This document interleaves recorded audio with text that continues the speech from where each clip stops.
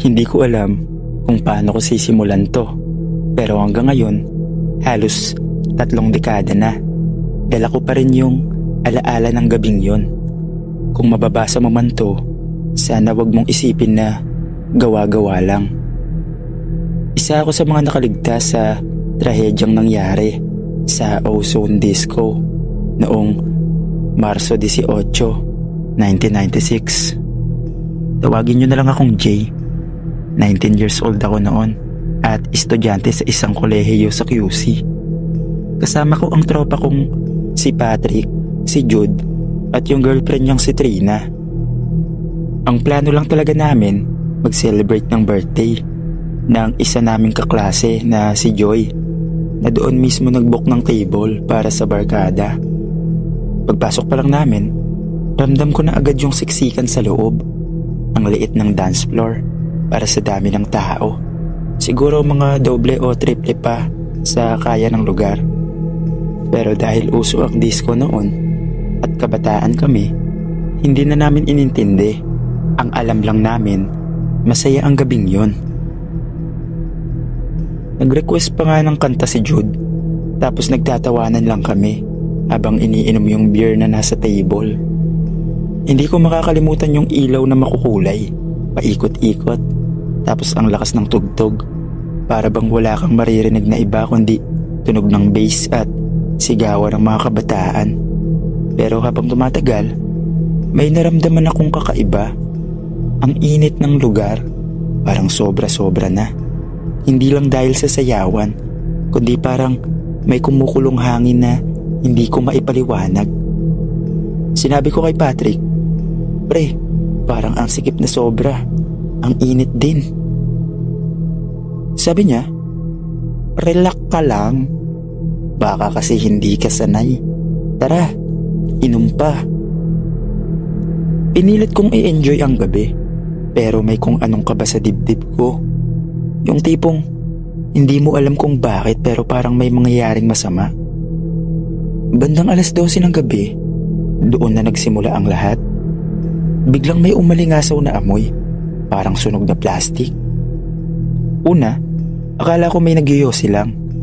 Nadinikit yung yose sa foam, pero ilang segundo lang, may nakita akong maliit na apoy sa may kisame. Akala ng iba, effects lang ng disco light. Pero nung lumaki yung apoy at kumalat ang usok, doon na nagsigawan ng lahat. Nagkagulo, nagkandara pa ang lahat papunta sa pintuan. Ang problema, iisa lang ang lagusan palabas at papasok. Doon lahat nagsiksikan. Yung iba, pilit sumisiksik sa dingding, naghahanap ng exit pero wala. Sarado, nakapako at sarado yung emergency exit. Hinila ko si Patrick at si Joy, pero ang bilis kumalat ng usok, ang hapdi sa ilong at sa mata. Ramdam kong bawat hinga ko, parang tinutusok ng apoy ang baga ko. May mga babaeng nadadapa at imbis na tulungan sila, natatapakan na lang dahil sa takot ng iba. Nang silipin ko si Jude at si Trina, naipit sila sa gitna ng siksikan. "Jay, tulong!" sigaw ni Jude habang yakap si Trina. Pilit kong siniksik ang katawan ko pero hindi ko na sila maabot. Yung mga ilaw nagsimula nang mamatay isa-isa. Naging pula na nag-aalab na.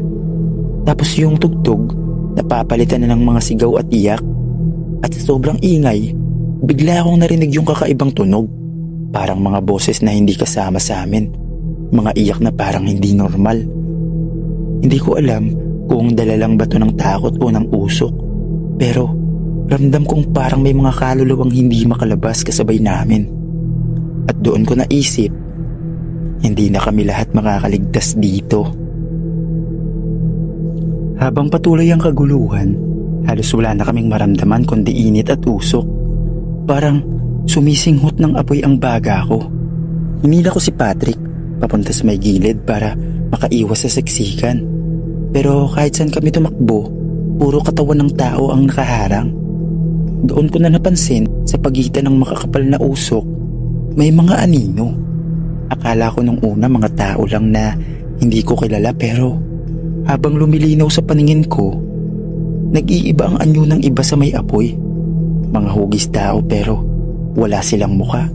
Para silang yari sa mismong apoy. May mga braso silang umaabot sa mga natumba at yung mga hindi makagalaw, tila hinihila nila papasok mismo sa apoy. Jay, nakita mo ba yun? Sigaw ni Patrick habang nakadikit ang panyo niya sa ilong niya. Tumango lang ako, nanginginig. Hindi lang kami ang nakapansin. May ilang tao na sumisigaw ng, Diyos ko, may humihila sa kanila. Habang pilit na kumakawala. Si Jude at Trina nasa gitna pa rin. Natanaw ko sila pero may isa sa mga nilalang na apoy na parang nakadikit na kay Trina. Nakahawak ito sa braso niya at bawat segundo parang nilalamon siya ng liwanag ng apoy.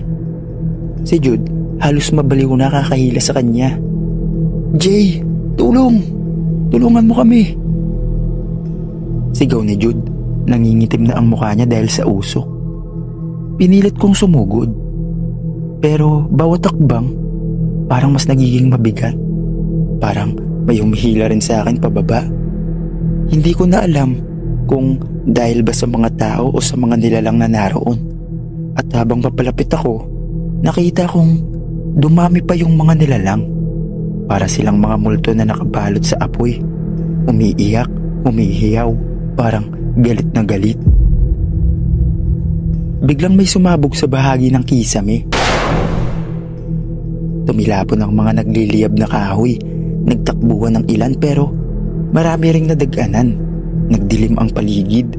Ang natira lang ay mga sigaw, iyak at yung mga nilalang na parang mas lumapit. Hinila ko ni Patrick. Jay, hindi na natin sila maaabot. Kailangan na nating makalabas. Pero kahit anong gawin ko, ayaw kong iwan si Jude at Trina. Natanaw ko ang mata ni Jude, namumula na, nanginginig pero malinaw ang sinabi niya. Tumakbo na kayo. At doon ko lang napansin, habang yakap niya si Trina, unti-unti na silang kinakain ng apoy. Hindi lang apoy na ordinaryo kundi apoy na hugis braso, hugis tao na tuluyan silang nilamon.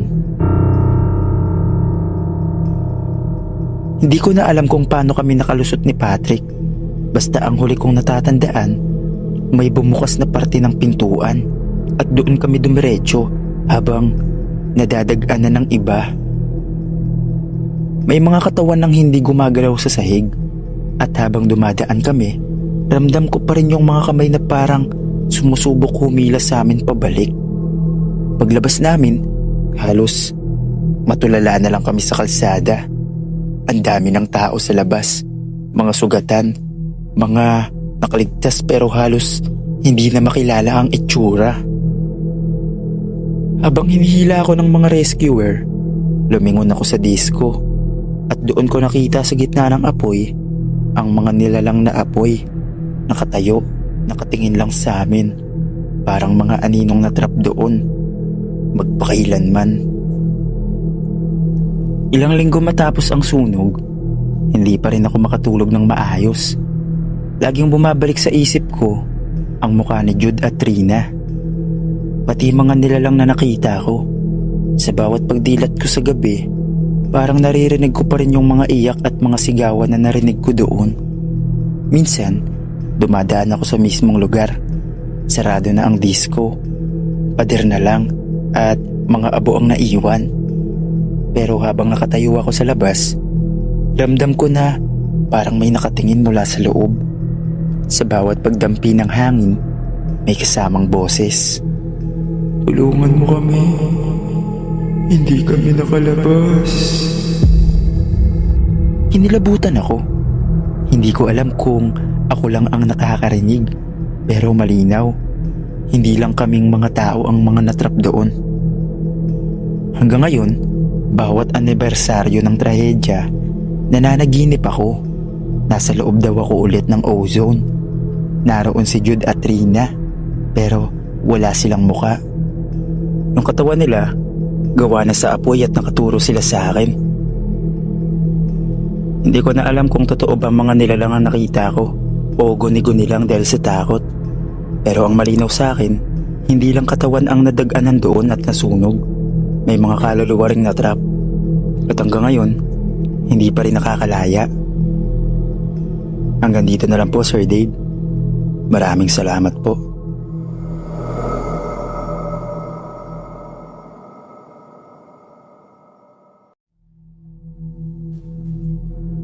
Hindi dapat ako nandoon.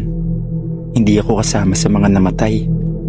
Hindi rin ako isa sa mga pumunta para sumayaw o mag-inom. Pero hanggang ngayon, tinatanong ko ang sarili ko. Bakit ako mismo ang nakakita ng mga senyales bago ang lahat ng yun mangyari? Itago niyo na lang ako sa pangalang Emil. 22 years old ako noon. Call center agent na panggabi. Bago magsimula ang shift ko, dumaan ako sa may Timog Avenue para bumili ng sigarilyo at makapagkape. Nakaschedule kasi ako ng madaling araw na pasok. Habang naglalakad ako sa kalsada, napansin kong sobrang lively ng lugar. May pila sa labas ng Ozone Disco at rinig na rinig ang tugtog mula sa loob. Mga kabataan, nakaayos, halatang sabik mag-party. Normal lang naman, pero hindi ko alam kung bakit. Parang may kumurot sa dibdib ko. Habang tinitignan ko yung gusali, bigla kong naramdaman na parang iba ang hangin. Mainit, mabigat, parang kahit wala kang ginagawa, hinihigop na yung hininga mo. Tumingala ako sa signage ng disco, yung malaking ilaw na Ozone. At saglit, nakita kong parang nangingitim yung letter O. Nakikikislap na parang aandap-andap. Inignore ko lang. Sabi ko sa sarili ko, baka electrical problem. Pero habang naglalakad ako paalis, napansin ko yung mga taong pumapasok. Hindi ko alam kung guni-guni ko lang, pero sa gilid ng paningin ko, parang may mga ibang nakapila. Hindi tao. Mga aninong walang muka. Nakapila kasama ng mga kabataan. Tapos habang pumapasok sila, parang unti-unti silang nagiging usok at sumasama sa loob. Napahinto ako. Emil, pagod ka lang. Nag-i-imagine ka lang. Bulong ko sa sarili ko. Bumili ako ng yosi sa may kanto. At habang nagsisindi ako, napalingon ulit ako sa disco. Doon na ako kinilabutan. May nakita akong babae sa loob, nakadikit sa salamin ng bintana. Maputla siya, basa ang buhok at nakatingin lang sa akin. Hindi siya mukhang party goer, hindi siya gumagalaw, pero ang mga mata niya, diretso sa akin. Tapos may biglang sumunod na imahe, apoy, usok at mga taong nagsisigawan. Saglit lang pero malinaw, para akong kinuryente. Nabitawan ko yung lighter ko. Umakbang ako pa atras. Yung kaba ko, hindi na normal. Para bang may bumubulong sa akin. Umalis ka na. Hindi ka dapat nandyan. Naglakad ako palayo. Pero habang papalayo ako, hindi ko maiwasang lumingon-lingon. At bawat paglingon ko, mas dumadami yung mga aninong nakatayo sa paligid ng gusali.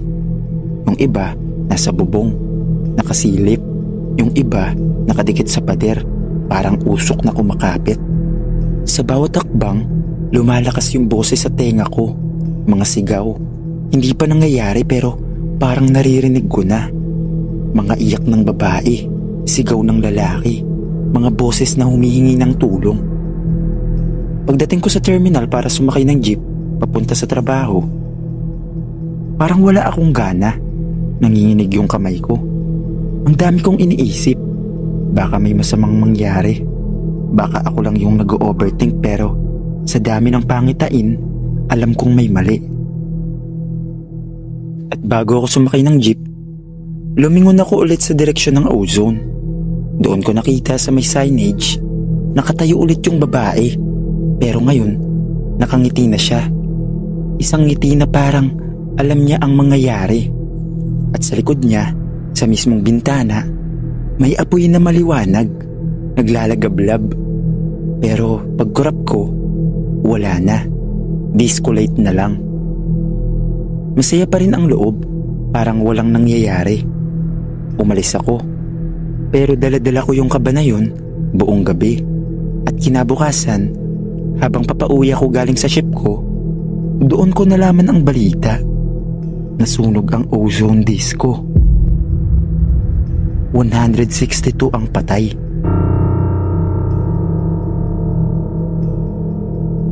At doon ko na-realize lahat ng nakita ko. Totoo, mga babala, mga pangitain, pero wala akong nagawa. Hindi ko inakalang babalik pa ako sa lugar na yun. Pero minsan, kahit ayaw mo, parang hinihila ka ng tadhana.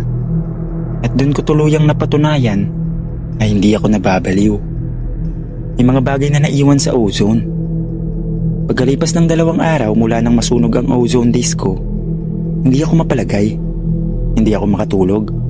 Kada pikit ng mata ko, bumabalik yung babae sa bintana, yung mga aninong nakapila, at yung apoy na parang ipinapakita sa akin bago pa man mangyari ang lahat.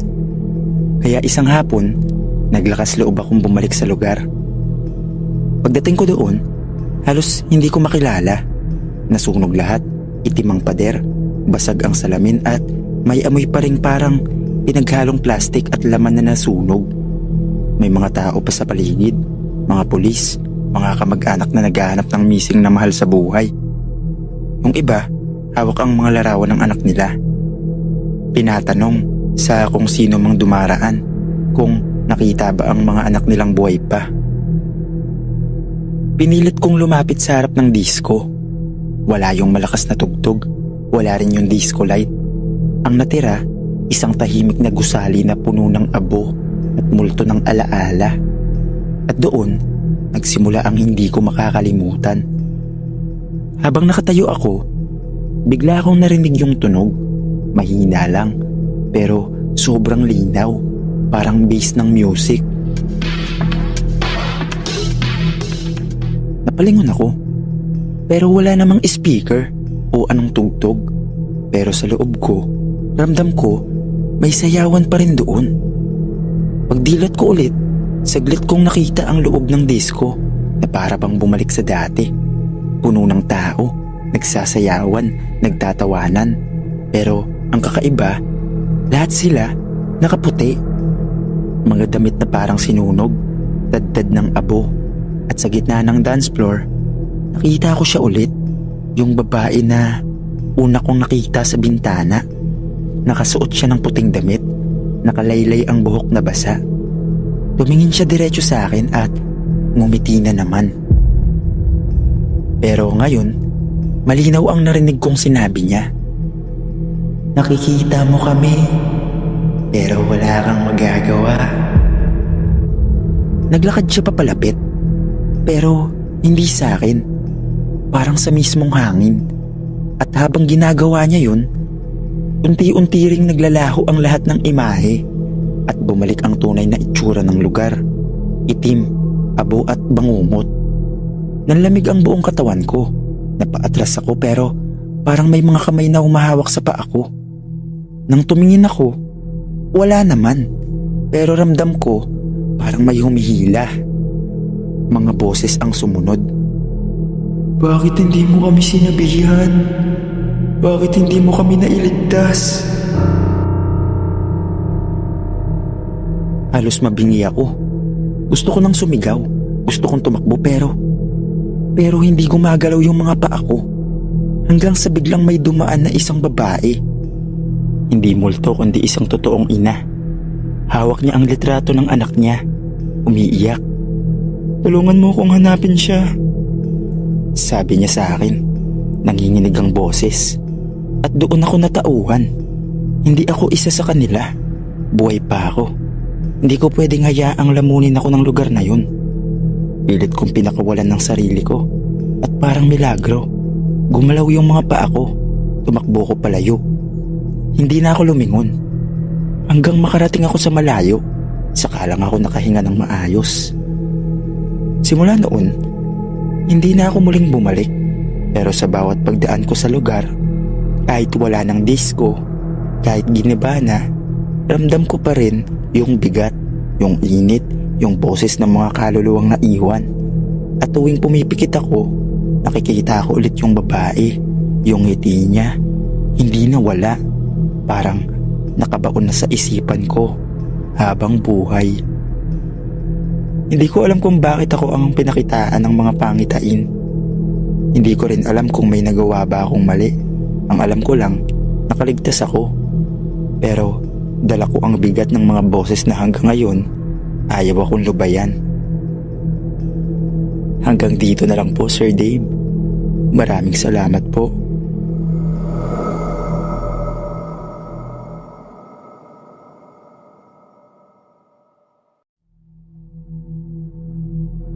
Ako si Joel, 26 years old, taga Mandaluyong.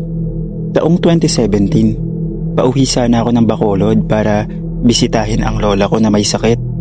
Simpleng biyahe lang dapat, isang domestic flight mula sa NAIA Terminal 4. Pero ang akala kong normal na araw ay naging isang bangungot na hindi ko makakalimutan.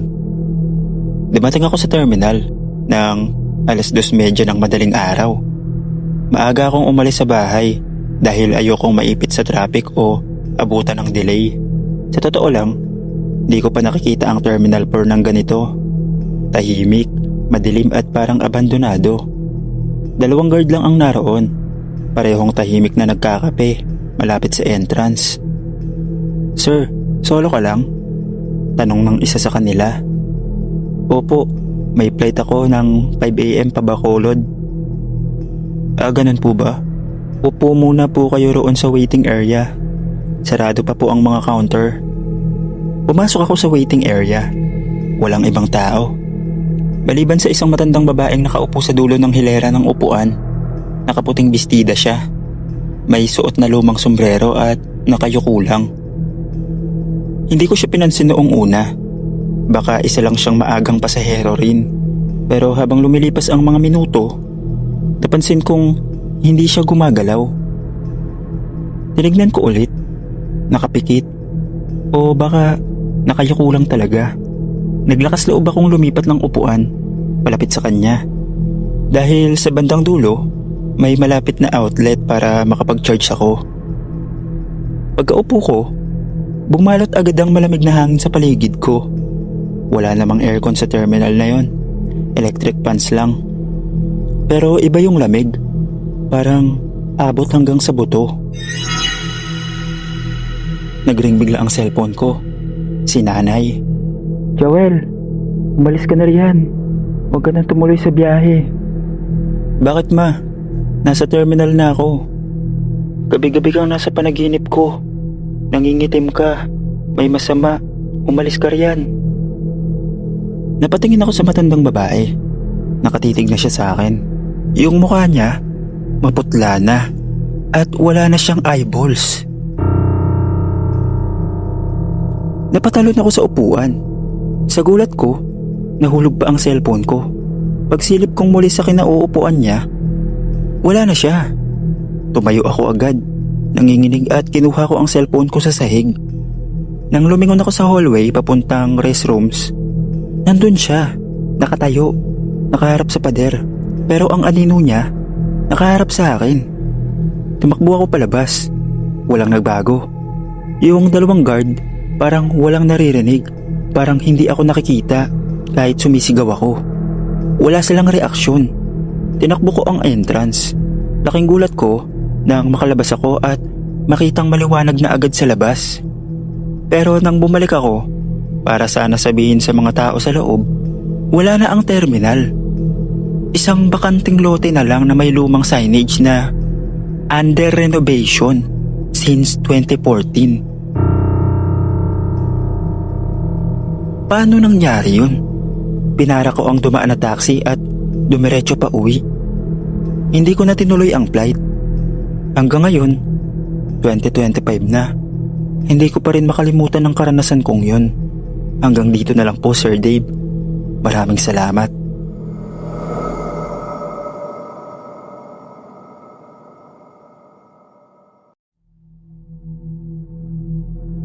Ako nga pala si Kat, 29 years old. 2 taon na akong hindi nakauwi. OFW ako sa Dubai. At sa wakas, nakapag-live din. Ibang klaseng saya ang nararamdaman ko nang makauwi ako. Pero hindi ko alam na ang mismong pagbalik ko sa Pilipinas, may kababalaghan na palang sasalubong sa akin. Dumating ako sa Clark International Airport, bandang 2 a.m. Maluwag at malamig ang terminal, gaya ng dati. Hindi pa ganun kaingay, konti pa lang ang mga tao. Tulog ang karamihan sa mga staff sa opisina sa itaas at iilan lang kaming bagong dating. Naglakad ako papuntang baggage claim area. Habang nag-aabang ng maleta, napansin kong may babaeng nakared na dress sa dulo ng conveyor belt. Nakatayo lang siya, parang may hinihintay rin. Pero kakaiba ang ayos niya. Para bang luma ang itsura, parang nasa dekada 80 ang damit niya. Napansin ko rin, walang shadow ang mga paa niya. Lumapit ako sa isang janitor. Kuya, sino yung babae doon? Anong babae, ma'am? Yung nakared sa dulo. Ma'am? Wala pong tao riyan. Napalingon ako. Tama siya. Wala na yung babae. Pero ilang saglit lang, naramdaman kong may malamig na hangin sa likod ko at may bumulong na dumaan sa tenga ko. Huwag kang lumingon. Napakapit ako sa maleta ko. Gusto kong tumakbo pero nanigas ang katawan ko. Tumunog ang PA system. Final call for passenger Catherine. Please proceed to gate 9. Napakunot na ako. Gate 9? Hindi ako paalis. Kararating ko lang. At wala namang gate 9 sa arrival area. Pero parang may nagtutulak sa akin. Hindi ko maintindihan, parang may puwersang gustong idaan ako sa malalim na hallway. Sa gilid ng mata ko, nakita ko ulit ang babaeng naka-red. Ngayon, nakangiti na siya. Punit-punit ang pisngi niya. Sumama ka na, Kat. Matagal ka na naming hinihintay. Napaatras ako at napasigaw. Tumakbo ako palabas ng terminal. Mabuti na lang at may guard na natanawan ako at agad akong nilapitan. Miss, okay ka lang? Niyakap ko agad siya. Kuya, may babae roon. Gusto niya akong isama. Ha? Miss, wala namang tao roon. Saka wala namang gate 9 dito. Hanggang gate 5 lang po tayo. Pagkatapos nun, hindi na ako bumibisita ng airport ng mag-isa, lalo na kung 10 oras ng gabi. Lagi kong pinipili ang arawang biyahe at kahit kailan, kapag may narinig akong tawag sa PA system na hindi tugma sa kung nasan ako, hindi ko sinusunod. Hanggang dito na lang po, Sir Dave. Maraming salamat.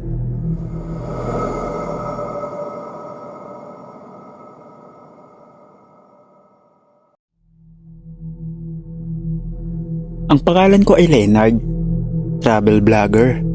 Sanay ako sa kung ano-anong kakaibang lugar, bundok, abandonadong ospital, lumang simbahan. Pero sa dami ng napuntahan ko, isa lang ang hindi ko kayang balikan. Ang luma at nakakubling terminal sa likod ng Puerto Princesa Airport. Gabi nun, past 6 p.m. Tapos na ang shoot ko para sa Palawan Travel Series ko. Habang nagpapahinga sa arrival area, may lumapit na lalaking naka-uniform ng airport maintenance. Matanda. Vlogger ka ba? Tanong niya. Opo. May travel content lang po ako. Gusto mo ng content na hindi pa naabot ng camera? Sumunod ka sa akin. Dinala niya ako sa likod ng bagong terminal, sa may bakod na bakal at gate na may nakasulat na strictly off limit, old terminal. Dito ang lumang departure wing. Sarado na to simula 2015. Pinagbuksan niya ako ng kalawanging pinto. Pagpasok ko, parang bumalik sa nakaraan ang paligid. Dilaw ang ilaw, sirang mga silya, lumang signage na parang ginapangan ng panahon. Naamoy ko agad ang halong amag at krudo. Tahimik, sobrang tahimik. Kinuha ko ang camera ko, pero pag on ko, nag-auto shutdown, nag-black screen. May problema ba ang kuryente dito? Tanong ko. Wala nang kuryente yan. Matagal nang patay yan pero napatigil siya. Minsan, buhay pa yung dapat patay na. Habang lumilibot, bigla ako nakarinig ng static sa lumang PA system. Walang kuryente pero may tunog. Now boarding, Flight 666, Gate 13. Napatingin ako sa dulo ng hallway. Doon, may pintong may kumikislap na ilaw. Gate 13. Walang Gate 13 dito. Hanggang Gate 10 lang ang terminal na to. Sabi ng matandang guide. Pero parang may humihila sa akin. Kaya lumapit ako. Kahit nanginginig, sa loob ng Gate 13, may boarding area pero hindi ordinaryong pasahero ang naroon. May mga lalaking sunog ang balat, babaeng putol ang paa, matandang walang muka. Naka-uniforme sila, hawak ang boarding pass at lahat sila ay nakatingin sa akin. Isa sa kanila, yung babae, lumapit sa akin. Sir, huli ka na. Sa'yo ang upuang naiwan. Nilahad niya ang boarding pass. Nakasulat, Leonard, passenger, Flight 666. Status, final departure, Gate 13. Destination, unknown. Napaatras ako, pero nang paglingon ko sa likod, wala na ang pinto. Wala na rin ang matandang guide. Nakatayo ako mag-isa at papalapit na ang mga nilalang. Sumigaw ako. Tinawag ko ang pangalan ng nanay ko. Pagdilat ko, nasa arrival area na ako ulit. Umaga na, maingay, maraming tao. Akala ko panaginip lang. Pero nang buksan ko ang side pocket ng backpack ko, nandun ang boarding pass mula sa Gate 13. Hindi ko na binalikan ang footage. Hindi ko na rin tinangkang balikan ng matanda. Pero sa bawat airport na pinupuntahan ko ngayon, may napansin akong pattern. Minsan, habang ina-announce ang mga flights, naririnig ko ulit ang boses.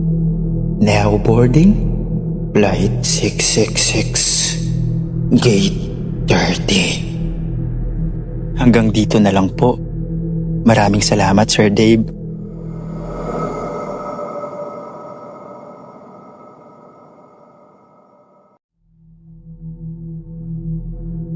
Tawagin niyo na lang akong Ray. Dating airport staff sa Francisco Bangoy International Airport sa Davao. 6 na taon akong nagtrabaho ron bilang ground personnel bago ako nag-resign. At ang dahilan ng pag-alis ko hanggang ngayon ay hindi ko masabi kahit sa pamilya ko. Pero ngayon, ikukwento ko sa inyo. Gabi yun, huling shift ko, past 11 p.m. Wala nang flight, halos sarado na ang buong terminal. Nagre-rounds lang kami, 3 kami sa security monitoring system. At ako ang inatasang mag-check sa West Wing, yung luma at hindi na ginagamit na bahagi ng terminal. Pagdating ko ron, madilim, mahangin. Wala na dapat tao pero habang nililibot ko ang hallway, may narinig akong tunog ng trolley bag na umahampas sa tiles. Tuloy-tuloy, parang may nagmamadaling pasahero. Sir? Ma'am? Sarado na po, wala na pong flight ngayon. Sabi ko. Walang sumagot. Pero narinig ko ang automated PA system na dapat ay patay na. Last call for flight 217, gate 4. Napakunot-noo ako. Flight 217? Pamilyar. Tinignan ko ang logbook sa system. Walang flight 217 sa schedule. Wala ring gate 4 sa luma naming terminal. 3 gate lang yun. Kinilabutan ako, pero may isang kwento na pumasok sa isip ko. Urban legend ng Davao Airport. Sabi nila, may isang flight dati, Flight 217, na pa Maynila, pero nag-crash ilang minuto matapos lumipad. Hindi na na-recover ang ilang katawan. Simula noon, may ilang stop na raw ang nakikita ng mga pasaherong biglang lumilitaw sa ilalim ng saradong gate tuwing 12:00 ng gabi. Naglakad ako papunta sa dulo ng gate area at doon ko nakita Gate 4. Wala yun dati. Pero ngayon, may mga taong nakaupo. Lahat sila nakatingin lang sa unahan. Tahimik. Walang nagsasalita. Ang ilaw sa taas, kumukuti-kutitap. Iisa lang ang naiiba sa kanila. Isang bata. Mga 8 taong gulang. Nakatingin diretso sa akin at nakangiti. Kuya, ikaw na lang ang kulang. Ikaw ang last passenger. Tumakbo ko. Hindi na ako lumingon. Hinabol ako ng mga yabag. Pero pagdating ko sa exit door, wala na yung gate. Puro pader lang at sa kamay ko, may hawak akong ticket. Flight 217. Passenger, Ray, ako. Gate 4. Ang date, delayed forever. Simula nun, hindi na ako bumalik sa trabaho. At tuwing may bumibisita sa airport ng Davao, lalo na sa night shift, pinagbabawalan ko silang mag-isa sa West Wing kasi minsan may maririnig silang anunsyo ng flight na matagal nang hindi lumapag. Hanggang dito na lang po, Sir Dave. Maraming salamat po.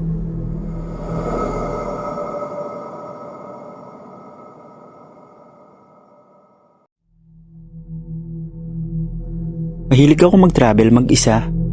Yun ang therapy ko. Mahirap ang trabaho ko sa Maynila. Kaya kapag nakatakas ako sa kahit ilang araw lang, sinasagad ko. Galing akong Siargao noon. Connecting flight to Manila via Mactan Cebu International Airport. Ako nga pala si Erica, 28 years old. Nagka-delay ang flight ko, 4 hours daw. 11:30 PM na.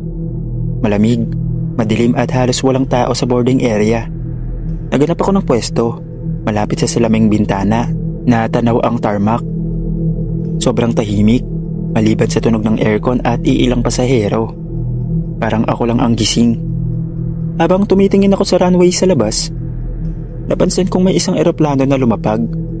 Wala sa schedule, walang ilaw, parang hindi ito minomonitor. Makinis ang landing, pero walang crew na sumalubong. Walang announcement, parang multo lang itong dumapo sa lupa. Kinunan ko ng video sa phone ko, pero nang tignan ko ulit, wala sa footage. Runway lang. Tinabihan ako ng isang lalaki. Maayos manamit, parang businessman. Tahimik lang siya. First time mo rin? Tanong niya. First time saan? Sagot ko. Ngumiti lang siya at tumingin din sa labas. Sa flight na hindi mo alam na sakay ka na pala. Paglingon ko ulit sa kanya, wala na siya. Pero may naiwan sa upo ang inupuan niya. Isang lumang boarding pass. Ang pangalan ko ang nakasulat, pero ang flight number, Flight 000, Gate 0. Status, clear departure. Destination, memory. Lumamig ang paligid at ang salamin sa harap ko nagsimulang magbago. Hindi na airport ang nakikita ko sa labas, kundi isang sementeryo. Mga lapida, puno ng itim na alkitran, at sa gitna, may runway pa rin. Napaatras ako, pero napansin kong lahat ng pasahero sa paligid ko, wala palang muka. Nakaupo lang sila, parang naghihintay. Tumunog ang PA system. Final call for Erica. Please proceed to gate 0.